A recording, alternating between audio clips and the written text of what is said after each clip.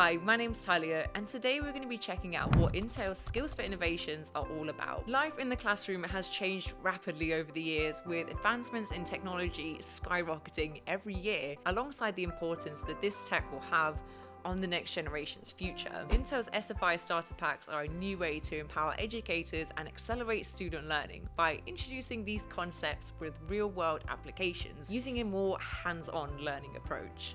Always helpful when battling with short attention spans. Developed in cooperation with Acer, these free-to-use Intel SFI Starter Packs are a set of practical activities for students from the age of 10 all the way up to 19, having them get hands-on with genuinely useful and actually pretty fun skills. I wish I had this 20 years ago. They can learn in the classroom or remote, or through their own laptops, tackling problems with real-world applications that test their creative and analytical cognitive thinking through design work, coding, and visualizations. And as the teachers, you don't even need to be a tech whiz yourself.